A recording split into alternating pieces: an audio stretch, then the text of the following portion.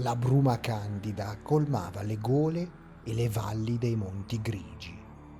Le vette della Grande Lama, della Lingua del Drago e delle altre montagne si ergevano caparbie fra la nebbia, protendendosi verso il tramonto. Esitante, come se temesse le rocce scoscese, l'astro tramontò, rischiarando il passo settentrionale con la sua luce rosso cupo sempre più fioca.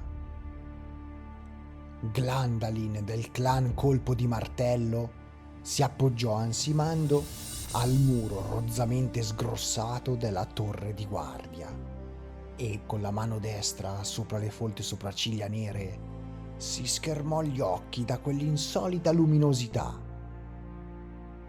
La salita l'aveva lasciato del tutto senza fiato e il peso dello scudo, delle asce e della cotta di maglia fittamente intrecciata gravava molto sulle sue vecchie gambe.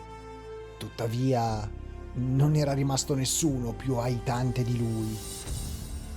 La battaglia che i 9 clan della quinta stirpe avevano combattuto tutti insieme nelle gallerie qualche giorno prima aveva mietuto numerose vittime. La morte si era portata via soprattutto i più giovani e inesperti, ma il loro sacrificio non era stato vano. Quel nemico sconosciuto era stato completamente annientato, ma i suoi amici purtroppo continuavano a morire a causa di un'insidiosa malattia di cui nessuno conosceva l'origine. Indeboliva tutti i nani, lasciandoli febbricitanti e rubando loro la forza, lo sguardo limpido e la mano ferma. Essendo uno dei più anziani, Glandalin si era dunque assunto l'incarico di vigilare sulla porta di pietra per tutta quella notte. Da quel punto elevato il sentiero si snodava tra i monti grigi verso la terra nascosta, dove elfi, uomini e stregoni vivevano nei loro regni. La sua stirpe era quella che garantiva la pace a tutti i territori settentrionali. 2 giganteschi portali di granito durissimo impedivano l'accesso a tutti i mostri. Un tempo, Vrackas, dio e creatore dei nani, aveva forgiato gli enormi battenti e li aveva chiusi con 5 catenacci che potevano essere aperti soltanto pronunciando parole segrete. Soltanto i custodi del sentiero conoscevano l'incantesimo e senza la formula corretta l'imponente porta restava sprangata. Sparse tutto intorno giacevano le ossa scolorite e le armature malconce di coloro che non si erano lasciati intimorire dall'ostacolo.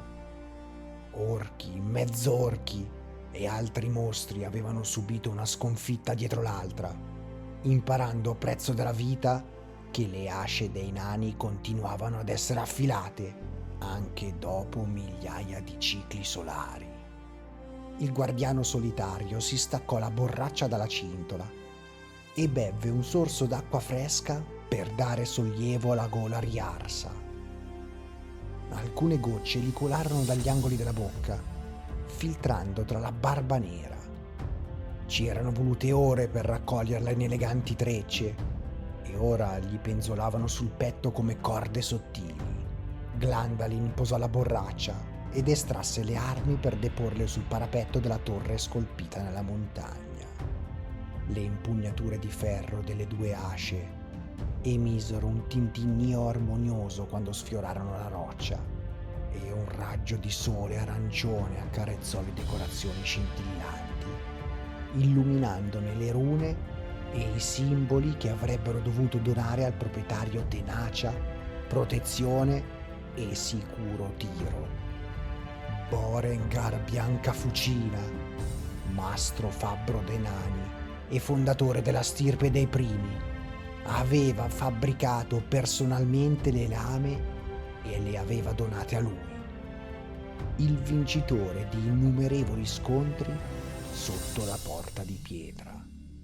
Non vi era spada di mezzorco, clava di troll o lancia d'orco che fosse riuscita a spezzare i 327 cicli solari della sua esistenza. Sebbene tante creature delle tenebre ci avessero già provato, come dimostravano le cicatrici sul suo corpo tozzo, anche l'armatura e il potere delle sue iscrizioni comunque si erano sempre dimostrati un valido aiuto. Fin dove spaziava lo sguardo del nano, il massiccio montuoso si levava come una scheggia color piombo dalla collinosa regione del Gauragar, popolata dagli instancabili umani. Si innalzava simile a una spina dorsale, spaventando il viandante con i ripidi pendii, le vie incerte e il tempo minaccioso. Nonostante le ricchezze dei Monti Grigi, infatti, accadeva dunque di rado che gli abitanti umani si azzardassero ad avventurarsi da quelle parti. Soltanto il suo popolo viveva tra le ombre di quelle vette frastagliate. I nani della stirpe del Quinto, Giselbard, Occhio di Ferro. Egli aveva costruito il loro regno sotterraneo nella dura carne dell'altopiano settentrionale. Scavavano pozzi, erigevano magnifiche sale, accendevano i fuochi più incandescenti e ricavavano saloni nella roccia per dedicarsi alla lavorazione dei metalli e alla ricerca di tesori, al riparo dal sole e dalle intemperie. Glandalin contemplò le cime invalicabili che in lontananza si assottigliavano fino a formare un largo nastro scuro. Quella era la sua amata patria, un luogo colmo di enigmatica bellezza che non avrebbe scambiato con nessun altro posto al mondo. Vrackas, il fabbro divino, aveva circondato la terra nascosta con una cinta di monti per proteggere la popolazione da tutti i mostri del dio Tion. La convivenza pacifica, pertanto, era compito di tutti quelli che ci abitavano al suo interno, degli elfi, dei nani, degli uomini e di tutte le altre creature che vivevano al suo interno. Una lotta costante per la sopravvivenza. Quando Gandalin volse lo sguardo verso nord, i suoi occhi scuri seguirono la porta di pietra, un valico largo 30 passi, che conduceva in una regione inesplorata, detta terra dell'aldilà. In passato i re umani avevano inviato spedizioni in tutte le direzioni dei venti, ma solo pochissime ne erano ritornate, e senza volerlo avevano mostrato ai mezzorchi la strada fino al portone, e con i mezzorchi erano arrivati gli altri mostri che il perfido dio Tion aveva creato per rendere loro la vita difficile, solo per quello. Il nano scrutò il sentiero. L'attenzione di un guardiano non doveva mai venir meno. Quegli esseri ripugnanti non avevano mai imparato nulla dalle sconfitte. Quella mente oscura e maligna di cui Tion li aveva dotati, li induceva a lanciarsi di continuo contro i portali per penetrare nella terra nascosta. Volevano distruggere tutto e tutti, perché il loro creatore li aveva generati con quell'unico loro scopo. Non si sapeva quando attaccassero. A volte trascorrevano interi cicli solari e a volte solo alcune rivoluzioni, prima che quei bastardi sferrassero un nuovo attacco. Comunque, fino ad allora, quelle orde non avevano mai pensato di guidare le offensive in colonne ordinate e di procedere con l'astuzia. Si erano dunque susseguiti furiosi assalti, sempre finiti in un bagno di sangue per gli aggressori. Le bestie urlanti e accecate dall'ira non avevano mai superato i merli dei cammini di ronda, dove le asce dei nani le avevano sempre attese per dare loro un micidiale benvenuto, trapassandone le ossa, maciullandone la carne e distruggendo le loro armature dall'alba al tramonto. In quelle giornate il loro sangue nero, verde scuro e giallognolo arrivava fino alle caviglie davanti all'indistruttibile portone di granito, contro il quale le mazze battenti e i proiettili delle catapulte si schiantavano andando in frantumi e neanche scalfendolo. Anche i figli di Vrachas avevano subito delle perdite ed erano stati feriti e mutilati, ma nessuno di loro si era lagnato della propria sorte. Dopotutto erano nani, il popolo più forte del mondo conosciuto, i protettori della terra nascosta. Eppure ci hanno colti di sorpresa. Ma come avranno fatto? Glandalin ripensò ai misteriosi esseri nei pozzi che avevano ucciso tanti membri della sua stirpe. Erano comparsi all'improvviso. Assomigliavano del tutto agli elfi, alti, snelli e dalle movenze aggraziate, ma molto più spietati e più subdoli in battaglia. Elfi o bestie ignote, ma si domandò sottovoce, optando decisamente per la seconda alternativa. Tion il vile le aveva seppellite e dimenticate sottoterra tanto tempo fa. I nostri minatori devono averle ridestate e liberate dalla roccia dove dormivano, ipotizzò. Era quasi certo che non potessero essere elfi della terra nascosta. Non potevano essere dei loro. La razza dei nani e quella degli orecchi a punta si detestavano da sempre. Vrachas e Sitalia, la creatrice degli elfi, l'avevano stabilito quando avevano dato vita ai due popoli, colmandoli l'un l'altro di astio reciproco. Ne erano scaturiti contrasti inconciliabili e scaramucce che avevano mietuto parecchie vittime. Già, anche se mai un conflitto vero e proprio si accese. E se fossero loro? Che l'odio si sia inasprito tanto da sfociare in una guerra? Rifletté in silenzio. Oppure questi elfi vogliono prendere le armi contro di noi per privarci dei nostri preziosi tesori.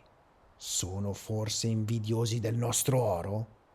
Non sapendo rispondere a quelle domande, si costrinse a concentrarsi.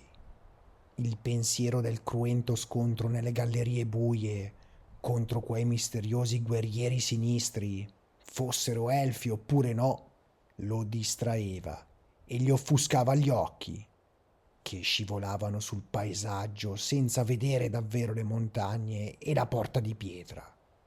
Corrugò le sopracciglia con uno scatto rabbioso quando il pungente vento del nord, che a quell'altitudine soffiava gelido fra le trecce della barba, portò con sé un odore ripugnante. Mezzorchi! Puzzavano di sporcizia, escrementi e sangue rappreso, un tanfo che si mescolava al lezzo rancido delle loro armature ingrassate. Credevano che le asce dei nani avrebbero slittato sul sego, procurando così meno danni al metallo. Anche questa volta il grasso non vi servirà a niente contro di noi, mezzorchi. Glandalin non aspettò di scorgere i vessilli cenciosi e le estremità arrugginite dei giavellotti oltre l'ultima altura della porta di pietra, né di udire il tintinnio delle cotte di maglia, ma fece un passo di lato e si mise in punta di piedi, stringendo le mani collose intorno alle ruvide impugnature di legno dei due manici. I polmoni artificiali si riempirono prima che ne spremesse fuori il respiro con un movimento energico. L'aria da lui prodotta si riversò nell'ampio condotto, raggiunse gli abissi e risvegliò il corno sotterraneo. Cupi rimbombi si propagarono per le gallerie e i corridoi dei quinti. Il nano, dopo avergli dato il là, azionava i mantici a turno finché il flusso d'aria non si interrompesse. I boati crebbero fino a trasformarsi in un suono regolare e penetrante che strappò dal sonno persino il membro più profondamente addormentato della sua stirpe. Il nobile compito di difendere la terra nascosta li chiamava di nuovo a raccolta. Madido di sudore, Glandalin si guardò sopra la spalla destra per osservare l'avanzata degli aggressori. Arrivavano, li sentiva. Arrivavano a centinaia e ora li vedeva. A centinaia. Le creature del dio Tion formarono un largo fronte davanti alla porta di pietra, più numerose che mai. Alla vista di quei mostri, un uomo avrebbe sentito il cuore arrestarsi per il terrore e gli elfi avrebbero cercato riparo tra i boschi, ma non un nano. L'attacco contro il passaggio non stupì Glandalin, ma la scelta del momento lo inquietò molto. I suoi amici e parenti avevano bisogno di riposo per riprendersi del tutto dalla malattia silente e dalle fatiche delle ultime battaglie.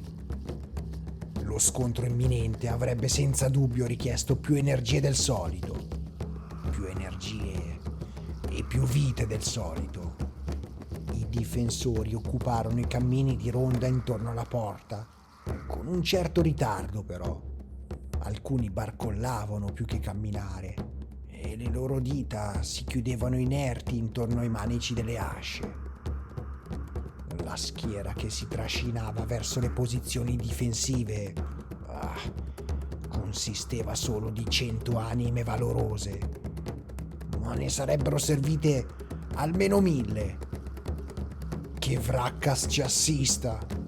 Siamo troppo pochi, sussurrò, senza riuscire a staccare gli occhi dalla strada, su cui confluiva la fiumana di mezzorchi maleodoranti. Procedevano urlando e grugnendo, diretti dritti verso il portale.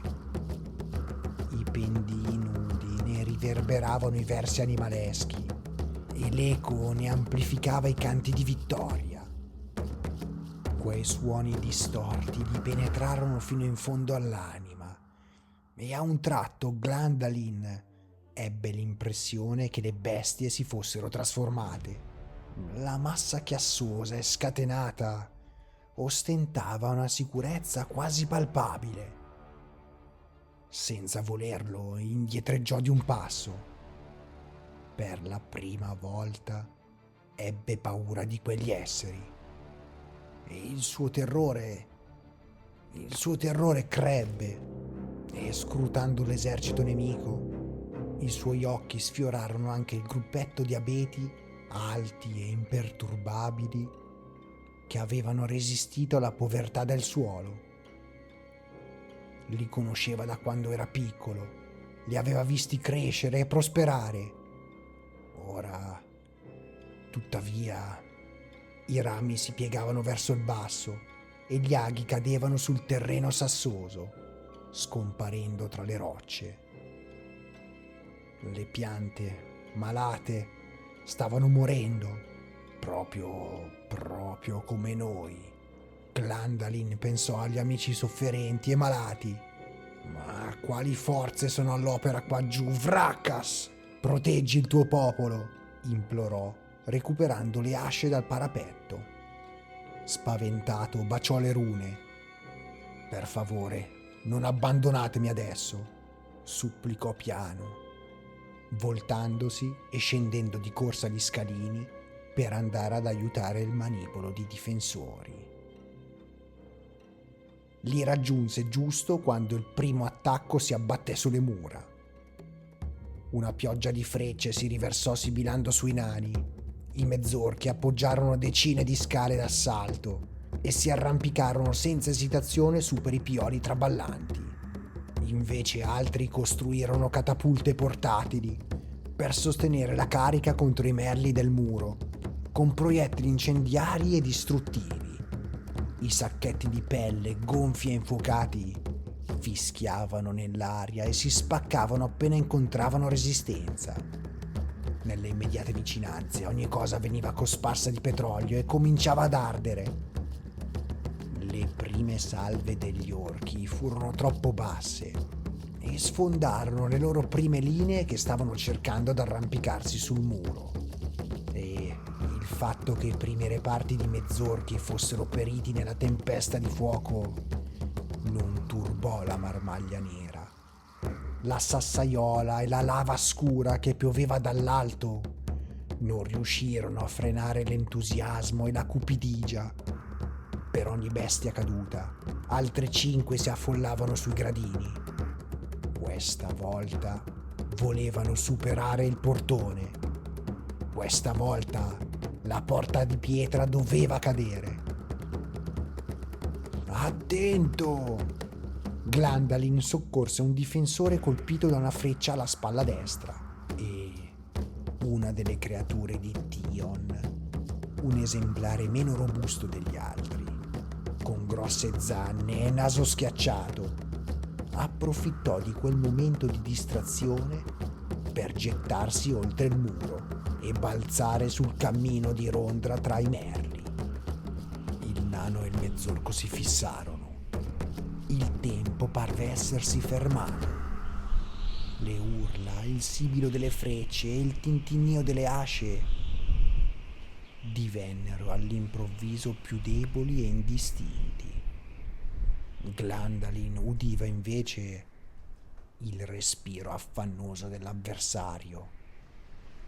Gli occhi della bestia, infossati e iniettati di sangue, rotearono a destra e a manca, e il nano intuì immediatamente e con chiarezza il motivo di tanta agitazione.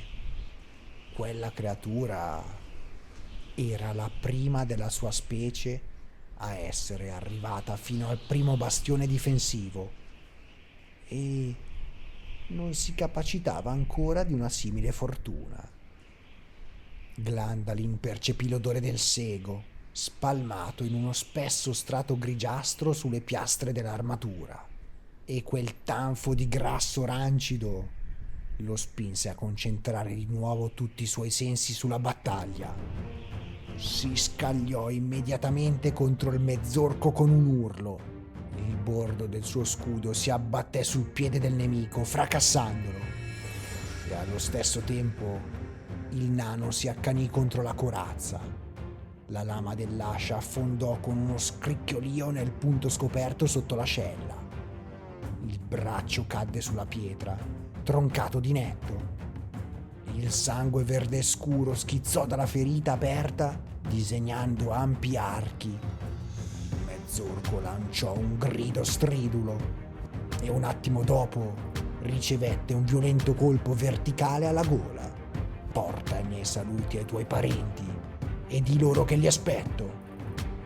Glandalin spinse indietro il moribondo, buttandolo oltre il parapetto insieme con l'aggressore successivo. Precipitarono entrambi, scomparendo nell'abisso. Il nano sapeva che avrebbe trascinato con sé verso la morte almeno una mezza dozzina dei loro simili, e da quel momento non ebbe più un attimo di tregua. Corse intorno alla balaustra, spaccando elmi e crani, schivando frecce e proiettili incendiari e scagliandosi contro un mezzorco dietro l'altro. L'oscurità che calava sempre più sulla porta di pietra non gli causava alcuna difficoltà. Il suo popolo riusciva a vedere molto bene nelle tenebre più fitte, ma le braccia, le spalle e le gambe diventavano tuttavia sempre più pesanti a ogni colpo e a ogni passo. Fracas, concedimi una pausa per riprendere le forze, per favore, ansimò. pulendosi gli occhi dal sangue dei mezzorchi con le trecce della barba. E il dio dei fabbri lo esaudì. I corni e le trombe ordinarono alle creature di Tion di abbandonare i merli. Obbedienti, i mezzorchi si prepararono alla ritirata.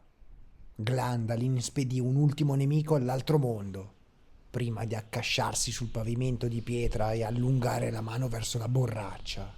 Sfilatosi l'elmo, si versò l'acqua sui capelli sudati. Il liquido fresco gli scivolò sul viso, restituendogli vigore. In quanti siamo rimasti? Si alzò per guardare verso i difensori del cammino di ronda. I 100 nani si erano ridotti a 70 e tra loro scorse la sagoma riconoscibile in lontananza di Giselbard, Occhio di Ferro, il loro progenitore. Il primo di tutti i quinti stava in piedi dove giaceva la maggior parte dei mezzorchi massacrati. La sua lucida armatura d'acciaio robustissimo, fabbricata dai nani, scintillava con intensità e i diamanti che gli impreziosivano la cintura brillavano alla luce delle pozze di petrolio incendiate. Salì su uno spuntone affinché tutti lo vedessero. «Restate tutti ai vostri posti!» La sua voce ferma risuonò tra i merli. «Siate saldi come il granito di cui siamo fatti. Nulla riuscirà a scalfirci. Nessun orco, nessun mezzorco, nessuna di quelle bestie inviate da Tion ci toccherà. Le annienteremo tutte. Le annienteremo come facciamo ormai da migliaia di cicli. Vrackas è con noi!» Riecheggiarono deboli grida di trionfo e di approvazione. L'ottimismo dei nani, che aveva vacillato pericolosamente, era ricomparso. Il loro orgoglio e la loro testardaggine avrebbero sbaragliato gli aggressori, come sempre. I guerrieri esausti si rifocillarono con cibo e birra scura, sentendosi sempre più vigorosi e riposati a ogni morso e a ogni sorsata. I tagli più profondi vennero medicati alla belle meglio e i bordi delle ferite vennero ricuciti senza tante cerimonie con cordicelle sottili. Glandalin sedette accanto al suo amico Glamdolin, braccio forte, mangiando e osservando l'enorme orda che si era ritirata a un centinaio di passi dalla porta. Il nano aveva la sensazione che i mostri volessero riunirsi in un ariete vivente e prendere la rincorsa per sfondare i portali con la violenza dei loro corpi. Non ho mai visto il nostro più crudele avversario ostinato e impavido come questa notte, commentò piano. C'è qualcosa di diverso dal solito stavolta. Rabbrividendo ripensò agli alberi morenti. Un'ascia cadde tintinnando sulle lastre di pietra alla sua sinistra.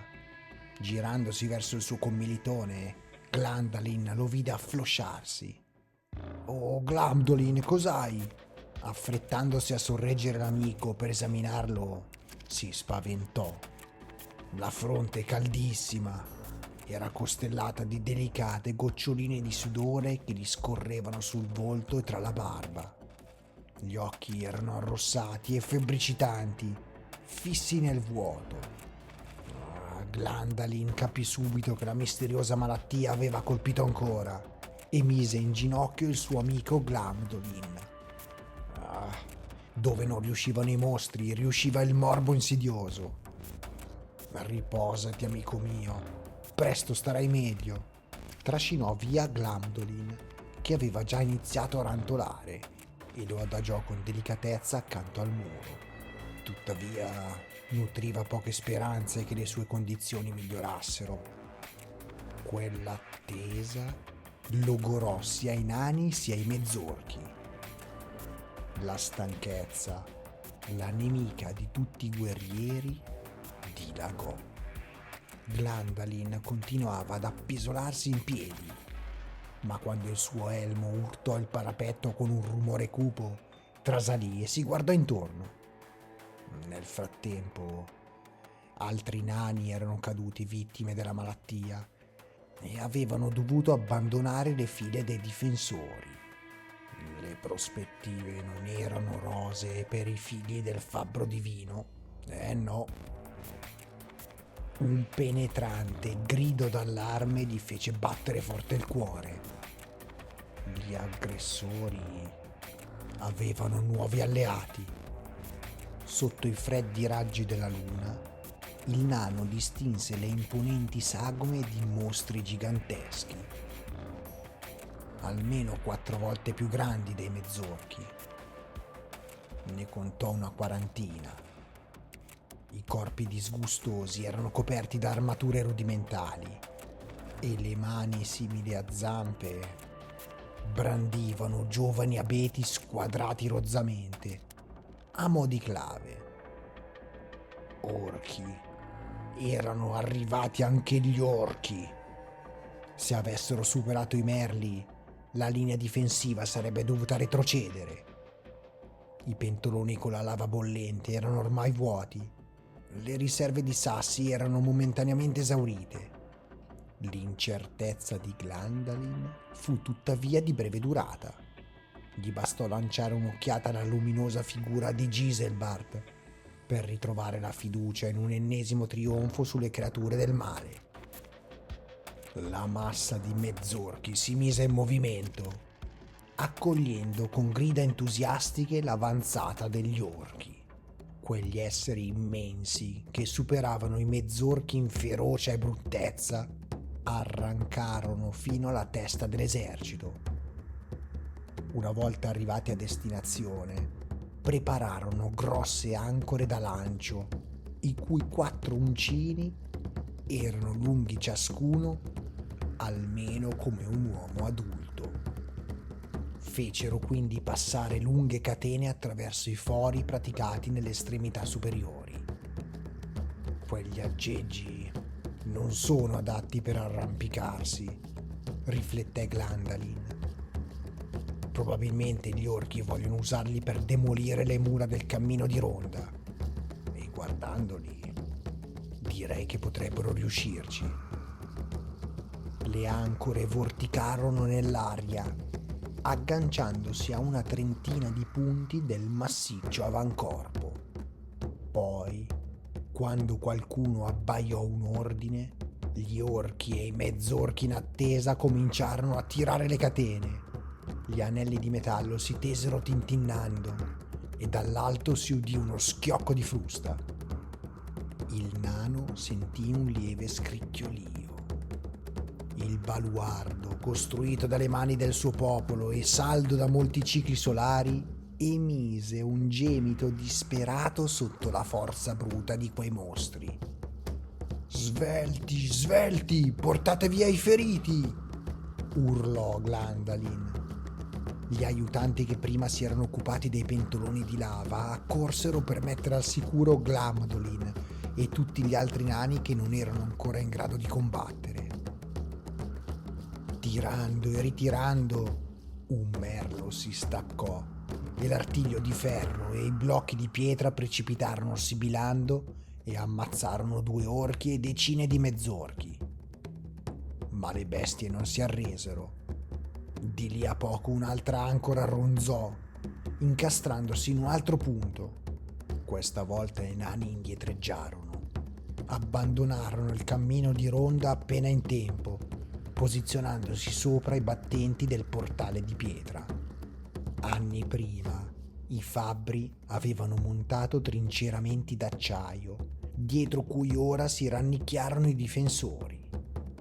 Glandalin udì il fragore quando la balaustra cedette, crollando proprio sulla porta. La terra tremò sotto il suo peso e le esclamazioni di gioia degli avversari furono indescrivibili.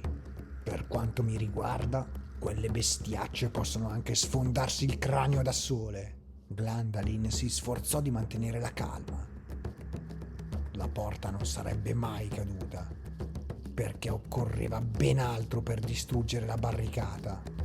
Sbirciò con prudenza oltre il bordo del rivestimento protettivo e vide che si avvicinavano altri nemici. in groppa ad altissimi cavalli, neri come la notte, si diressero verso la testa dell'esercito avversario. Glandalin riconobbe subito le figure alte e snelle dalle orecchie appuntite. Erano le stesse che avevano attaccato i nani nel tunnel e che erano state respinte a prezzo di perdite ingenti. Gli occhi dei cavalli brillavano di un rosso scuro e gli zoccoli sprizzavano scintille biancastre a ogni passo. 2 cavalieri corsero fino al portale e diedero degli ordini agli orchi e ai mezzorchi, i quali le eseguirono senza protestare.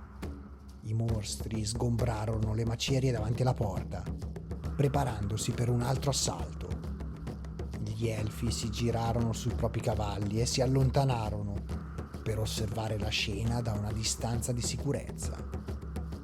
Uno dei 2 cavalieri afferrò l'enorme arco che portava in spalla e lo incoccò. Le dita guantate toccarono mollemente la corda intrecciata. Il tiratore non scoccò subito la freccia, ma aspettò finché si rese necessario il suo intervento. I nani si affrettarono a trovare nuove pietre e a trascinarle su per i parapetti e a scagliarle contro le bestie che si stavano ancora avvicinando. Alcune cercarono di sfuggire ai proiettili. Tuttavia, non appena 3 mezzorchi accennarono a scappare, l'arco dell'elfo scattò verso l'alto e prima che Glandalin se ne rendesse conto, scoccò il primo dardo da una portata veramente inconsueta e, colpito, uno dei mostri crollò a terra. E mentre il mezzorco cadeva, l'elfo aveva già scagliato un'altra freccia. Il secondo mostro morì con un urlo e il terzo fu ucciso un attimo dopo. Le altre creature colsero il drastico avvertimento e tornarono subito al lavoro. Nessuno osò insorgere contro gli alleati per quelle esecuzioni senza pietà. Persino i sottocomandanti tacquero per paura di essere puniti con la morte. Così, all'alba, non vi erano ormai più macerie davanti a quella porta. I nani della stirpe del quinto contemplarono con stupore uno spettacolo veramente bizzarro.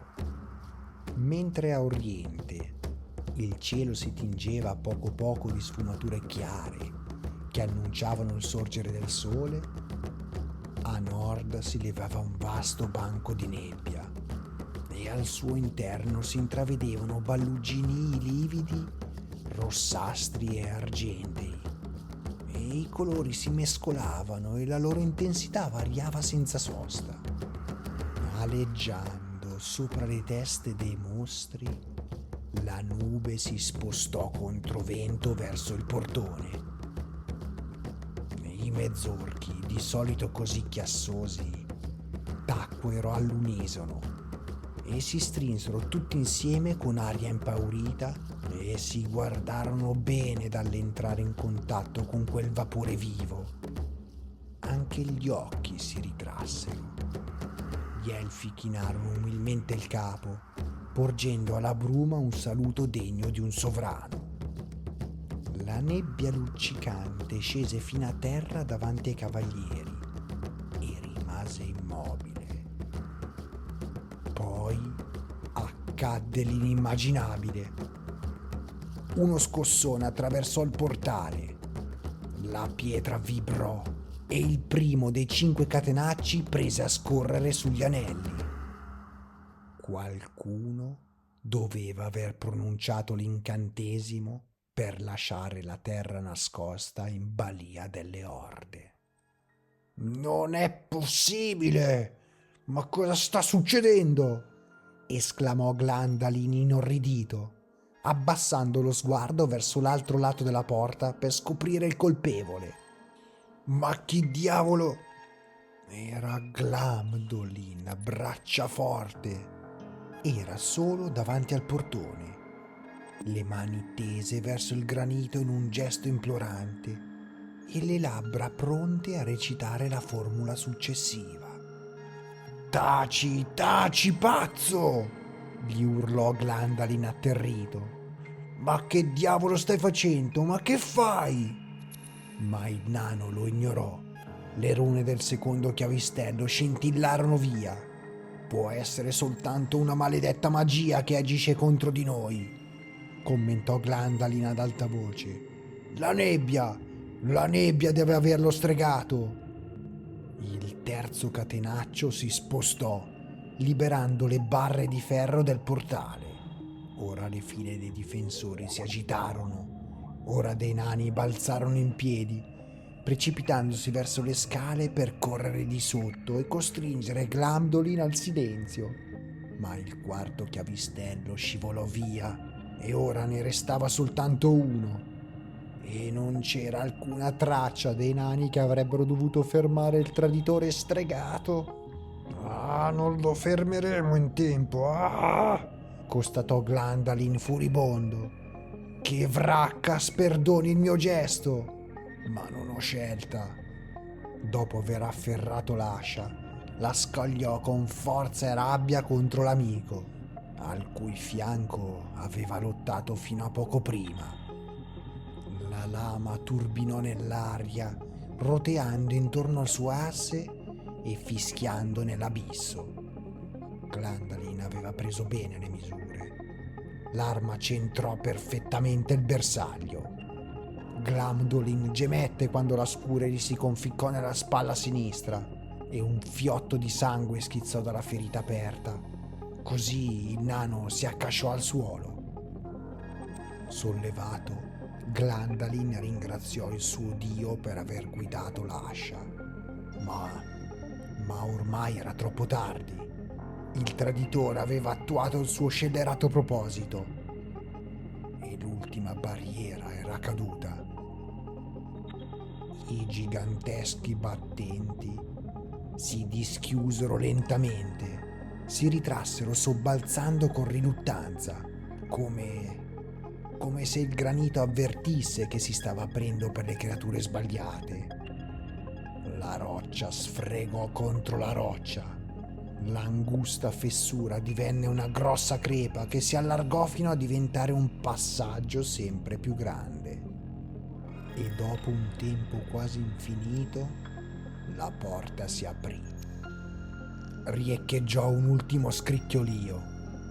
Poi la via verso la terra nascosta fu libera per la prima volta dalla creazione del mondo.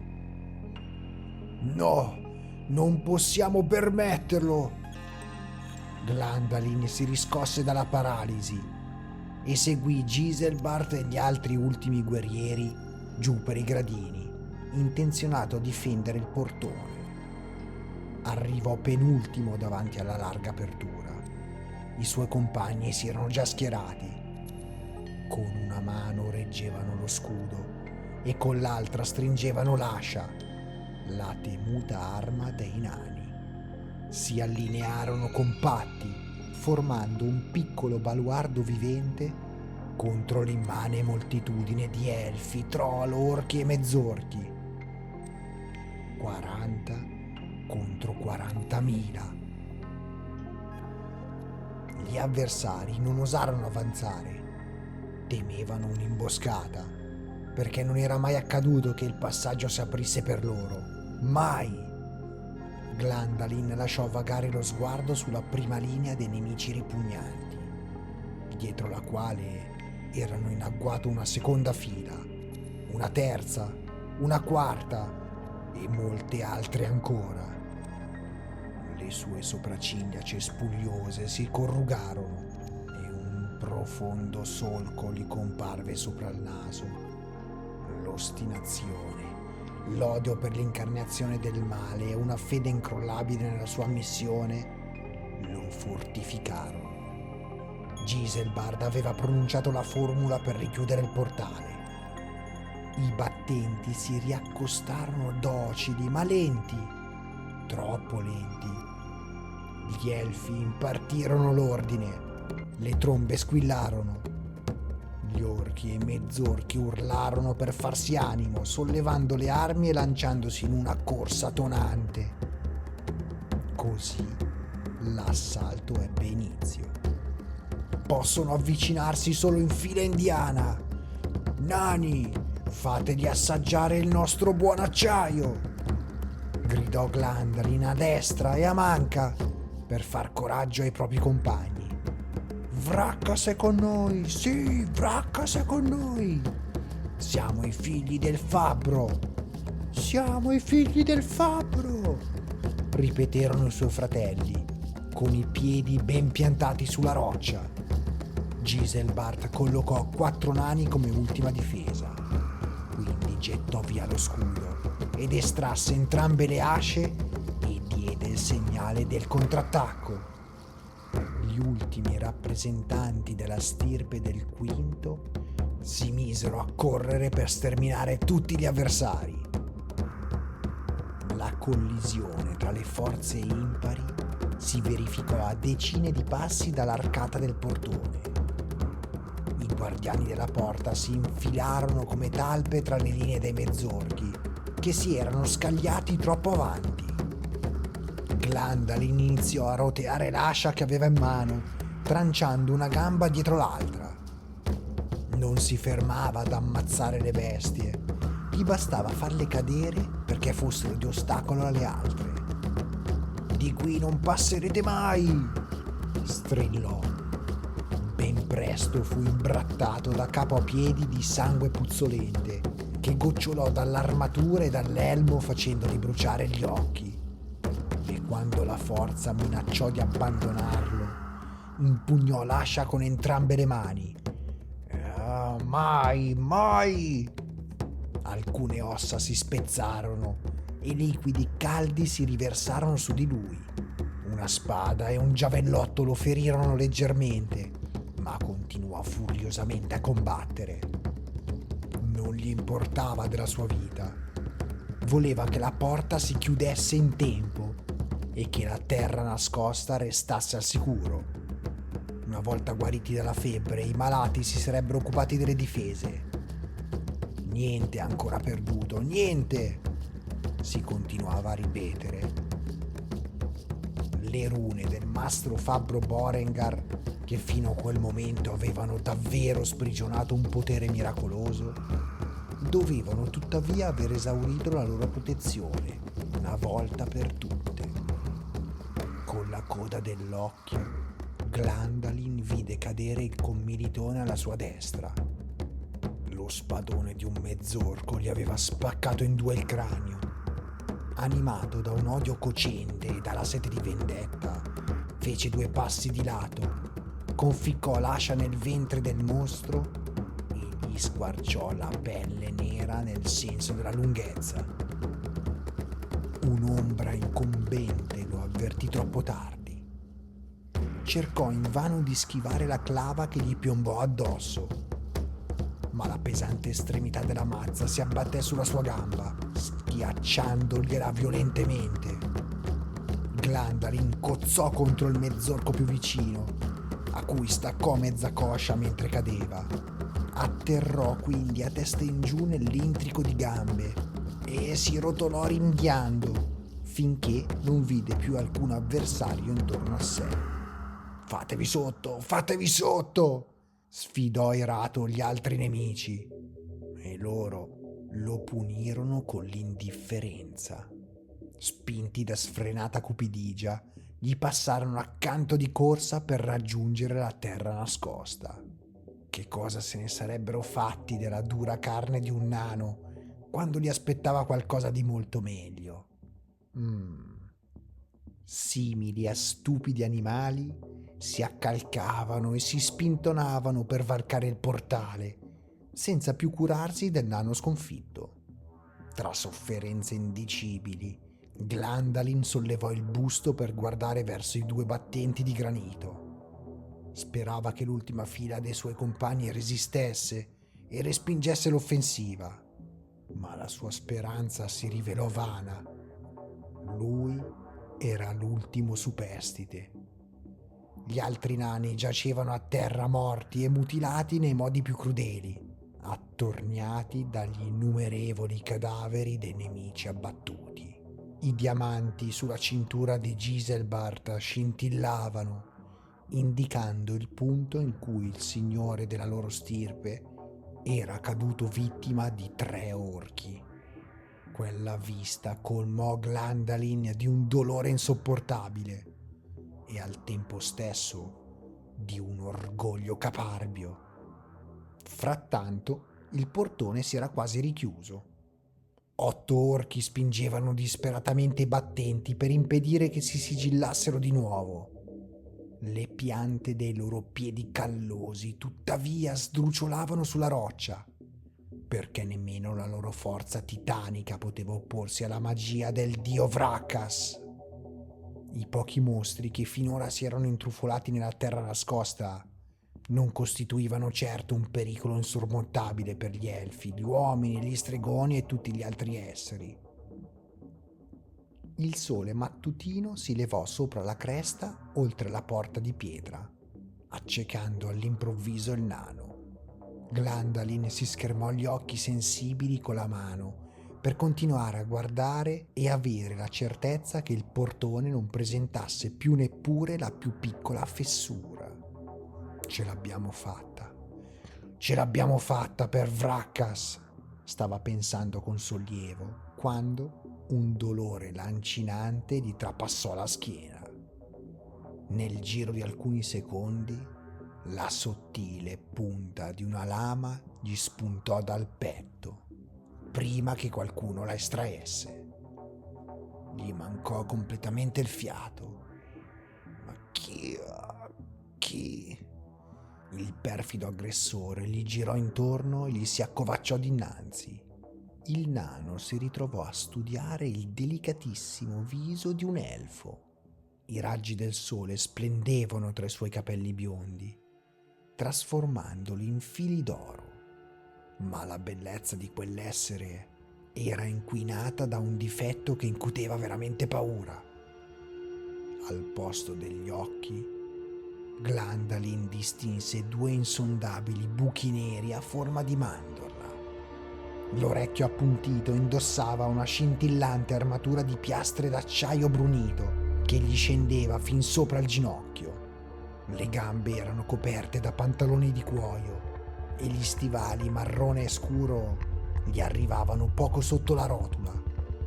Guanti vermigli gli proteggevano le dita dalla sporcizia e la mano destra stringeva un giavellotto con una fine punta di ferro insanguinata, la quale aveva appena trapassato l'intreccio di anelli della sua cotta di maglia. La singolare creatura gli parlò, ma Glandalin non la comprese.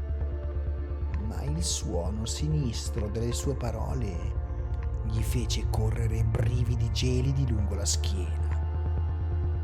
Il mio amico ha detto: guardami, la tua morte si chiama Sintoras, tradusse qualcuno alle sue spalle. Io ti sottraggo la vita e la terra ti sottrae l'anima. Glandalin tossì, espellendo sangue scuro che gli colò dagli angoli della bocca e si infilò tra la barba nera. Sparisci, vile orecchio appuntito. Voglio assicurarmi che la porta sia chiusa, intimò il nano in modo brusco. Cercò di allontanare l'avversario con un colpo d'ascia, ma per poco l'arma non gli scivolò di mano. Ormai le forze gli stavano venendo meno. Vattene, altrimenti ti spezzo come un filo di paglia, elfo traditore. Continuò a strepitare con disprezzo del dolore. Sintoras a quel punto proruppe in una gelida risata. Sollevò il giavellotto e ne conficcò la punta in uno stretto spazio tra gli anelli della cotta. Ti sbagli. Noi siamo albi. Siamo venuti per annientare gli elfi, disse mellifluo il traduttore dietro di lui. Che la porta si chiuda pure. Ma quando risorgerai dalla morte grazie al potere del terreno, sarai uno di noi e tu la aprirai. Tu conosci l'incantesimo. Mai, protestò il nano. la mia anima volerà da Vrackas. No, no, perché la tua anima ora appartiene al suolo, alla terra. Quindi anche tu gli appartieni per sempre ora, lo interruppe il suo aggressore. E adesso muori, torna e consegnaci la terra nascosta. L'estremità affilata penetrò nella carne del nano impotente e indebolito. Il dolore lo fece ammutolire. Con una lieve pressione, Sintoras gli conficcò la lama per la seconda volta nel corpo sfinito. Lo sguardo beato lo fece quasi con solennità, con gentilezza, e quindi ne attese la morte.